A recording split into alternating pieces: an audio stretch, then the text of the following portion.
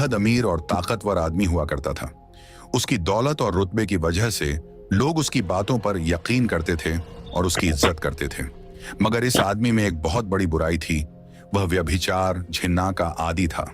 जहां कहीं भी उसे किसी हसीन लड़की की खबर मिलती, वह फौरन वहां पहुंच जाता। अपने पैसे के बल पर वह उन औरतों और लड़कियों को खरीदने की कोशिश करता।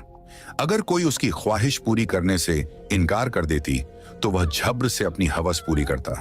उसकी ख्वाहिशों की कोई हद नहीं थी। न जाने कितनी मासूम औरतों की इज्जत लूटी थी उसने। लेकिन वह भूल गया था कि हर अमल का जवाब जरूर मिलता है। फिर एक दिन उसे बद्दुआ मिली, तेरी अपनी बेटी एक दिन वेश्या बनेगी और तू उसी के साथ जिना करेगा। यह बद्दुआ उसकी किस्मत में लिखी जा चुकी थी, मगर अपनी ताकत और दौलत के घमंड में चूर होकर वह इसे मजाक समझता रहा। यह आदमी अपनी बेटी से बहुत मोहब्बत करता था। उसकी हर ख्वाहिश पूरी करता। जो भी चीज वह मांगती उसे फौरन खरीद कर दे देता। लेकिन जब भी कोई रिश्ता आता वह उसे ठुकरा देता। लड़की भी अपने बाप की तरह घमंडी हो चुकी थी।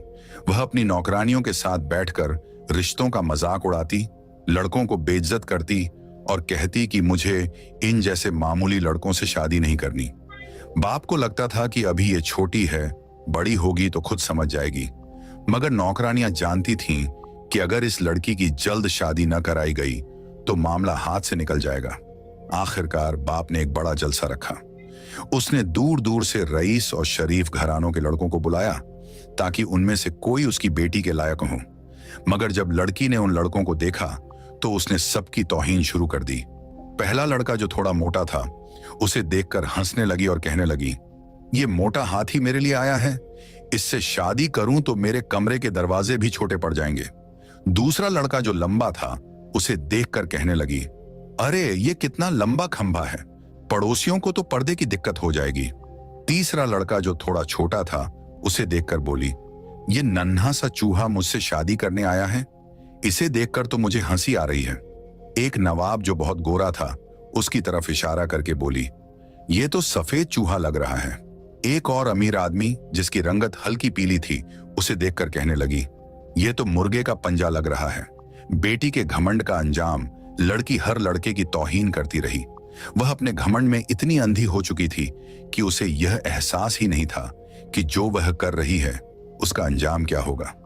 जलसे में एक बादशाह भी मौजूद था। उसकी लंबी दाढ़ी थी जिसे देखकर लड़की ठहाके लगाकर हंसने लगी।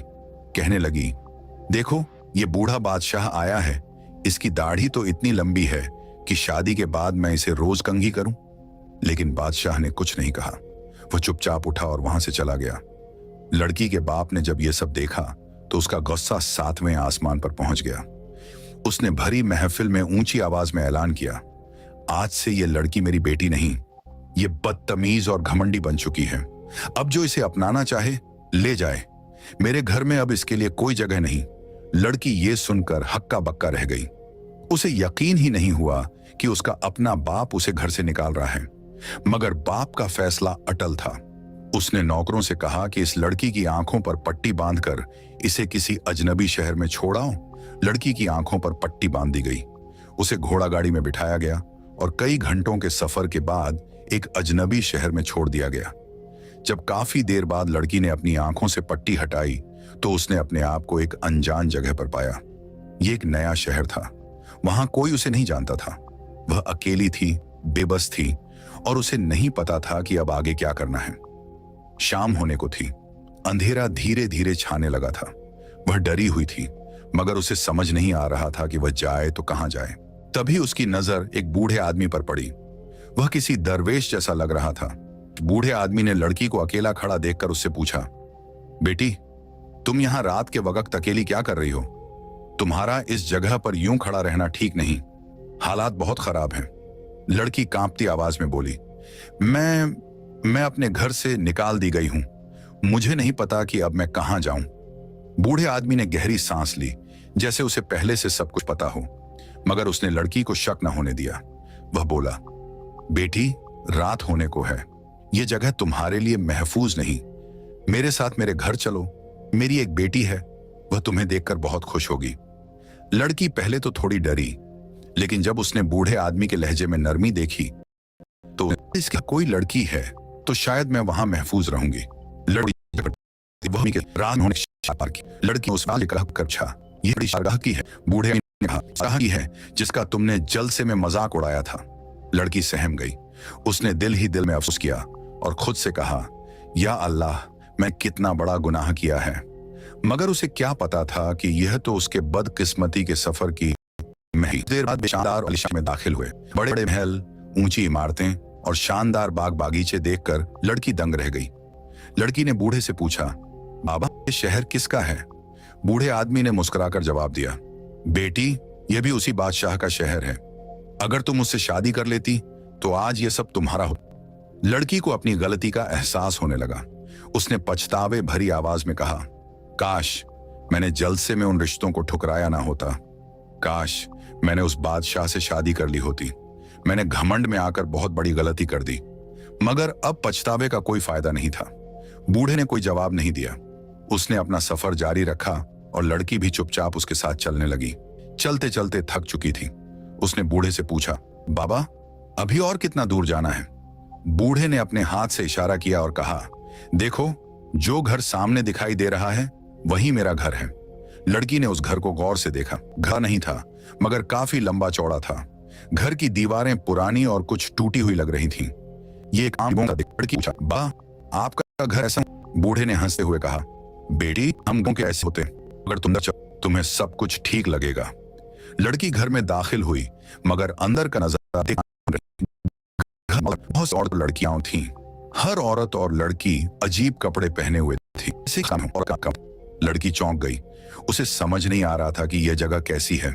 तभी बूढ़े आदमी ने कहा, बेटी, सब तेरी बेटी हैं। लड़की फौजा, यह कैसे हो सकता है? यह आदमी बूढ़ा है, मगर इसके पास इतनी सारी बेटियां हैं। ये सारी औरतें इस असली बेटियां कैसे हो सकती हैं? 40 से 50 औरतें और लड़कियां इस घर में मौजूद थीं और हर कोई अजीब तरह से रह रही थी। लड़की ने सहमते हुए बूढ़े से पूछा, बाबा, इतनी सारी औरतें आपकी बेटियां कैसे हो सकती हैं? बूढ़ा आदमी हंस पड़ा और कहने लगा, बेटी, ये बात तो बहुत समझ आ जाएगी। अभी तुम थक गई हो, पहले खाना खाओ, आराम करो, फिर सुबह हम बातें करेंगे।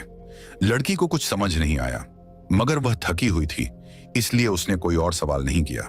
बूढ़े ने उसे एक कमरा दिखाया और कहा, यह तुम्हारा कमरा है, यहां आराम से रहो। लड़की खाना खाकर सोने चली गई। सुबह होते ही लड़की ने अपने कमरे से बाहर झांका। उसने देखा कि घर में अजीब हलचल मची हुई थी। कुछ औरतें इधर उधर भाग रही थीं, कुछ अपने कमरों में बंद थीं, कुछ अजनबी मर्द घर में आते जाते दिखाई दे रहे थे। लड़की घबरा गई। उसने बूढ़े आदमी ढूंढा, पूछा, बाबा, ये सब क्या हो रहा है? ये कौन लोग हैं? बूढ़े ने ठंडी लेते हुए जवाब दिया, बेटी, ये सब औरतें मेरी बेटियां हैं और ये भी उसी तरह यहां लाई गई थीं जैसे तुम आई हो। मैंने इन्हें पनाह दी, मैंने इन्हें खाना दिया और ये अब बस मेरा छोटा सा काम कर दिया है, जो काम अब तुम्हें भी करा। लड़के पैरों तले जमीन खिसक गई। उसने डरते हुए पूछा, बाबा, आपका काम क्या है? बूढ़े ने ठंडी हंसी हंस कहा, बेटी, अभी शाम होने दो, फिर तुम खुद समझ जाओगी। उसने कांपती आवाज में पूछा, कौन सा काम? बूढ़े ने बिना किसी शर्म के जवाब दिया, बैठो और रात के लिए तैयार हो जाओ। लड़की खामोश हो गई, लेकिन उसका दिल जोर जोर से धड़कने लगा। तभी दरवाजे पर दस्तक हुई। बूढ़े ने मुस्कुराते हुए दरवाजा खोला और सिर झुकाकर कहा, हुजूर, आपका इंतजार था।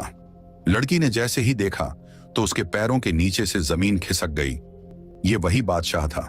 बादशाह अंदर आया। उसकी आंखों में गुस्सा और नफरत झलक रही थी।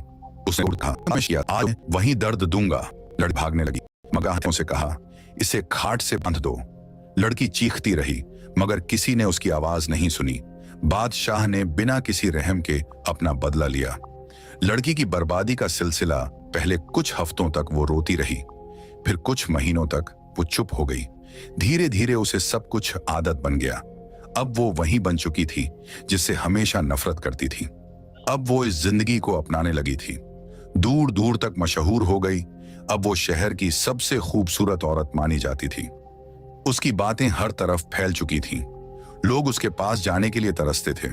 अब वो इस जिंदगी से नफरत नहीं करती थी, बल्कि खुद इसे अपनाने लगी थी। शहर में एक बूढ़ा आया। लोगों ने उसे बताया, यहाँ एक ऐसी औरत है जो इतनी हसीन और जवान है कि चांदी की बनी लगती है। वो ऐसे काम करती है जो आम औरतें नहीं करती। बूढ़े ने दिलचस्पी से कहा, तो आज रात मैं इसे देखूंगा। वो बूढ़ा और कोई नहीं बल्कि लड़की का अपना बाप था। बूढ़े ने लड़की को बुलाया और कहा, आज एक खास मेहमान आने वाला है। वह बहुत अमीर है, उसके पास बहुत पैसा है। तुम उसे खुश करोगी और अगर उसे पसंद आ गई तो तुम्हारी कीमत और बढ़ जाएगी। लड़की ने कोई विरोध नहीं किया।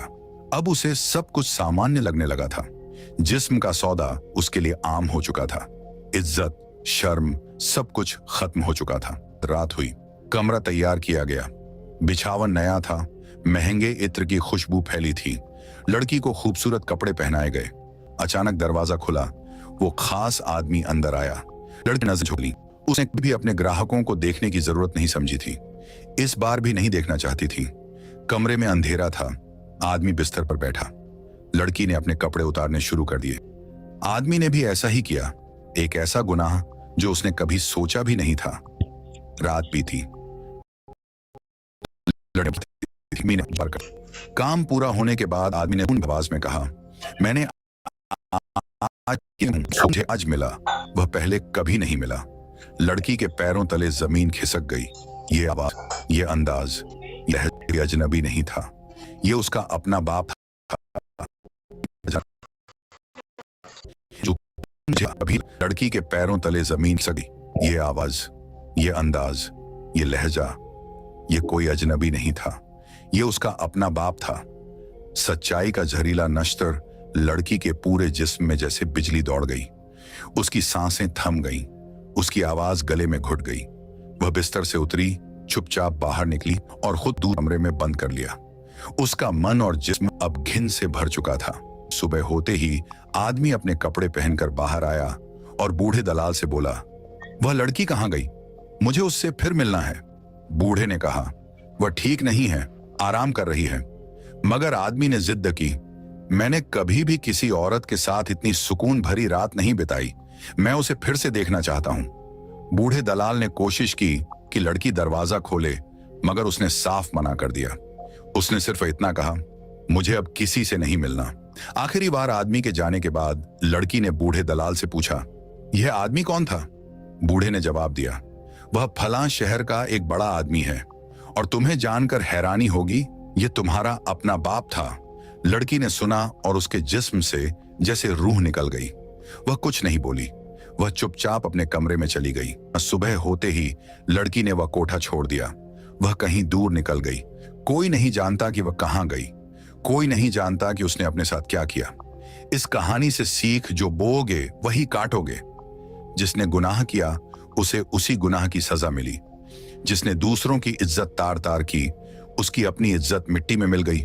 या अल्लाह, हमें इस अंधेरे से बचा, हमें गुनाहों से बचा और हमारी संतान को बुराई से बचने की तौफीक अता कर।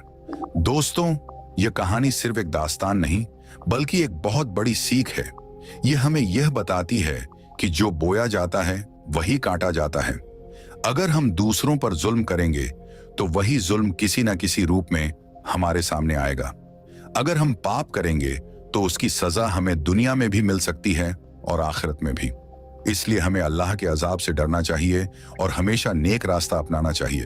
अल्लाह ताला फरमाता है, और जो लोग तौबा करें, ईमान लाएं और नेक अमल करें, अल्लाह उनके गुनाहों को नेकी में बदल देगा। सूरह अल फुरकान 7। अगर हमने गुनाह किए हैं तो हमें अल्लाह से सच्चे दिल से तौबा करनी चाहिए, क्योंकि अल्लाह की रहमत हर चीज से बड़ी है। अगर हमने किसी पर जुल्म किया है तो हमें उनसे माफी मांगनी चाहिए, क्योंकि कयामत के दिन कोई भी जुल्म छुपाया नहीं जाएगा। इस कहानी पर आपकी राय जरूरी है। अगर आपको यह कहानी अच्छी लगी और इससे कोई सीख मिली तो हमें जरूर बताइए। कमेंट बॉक्स में अपनी राय दें। क्या आपने इससे कुछ सीखा? अगर आपको यह कहानी पसंद आई तो इसे लाइक करें, शेयर करें और हमारे चैनल को सब्सक्राइब करना ना भूलें।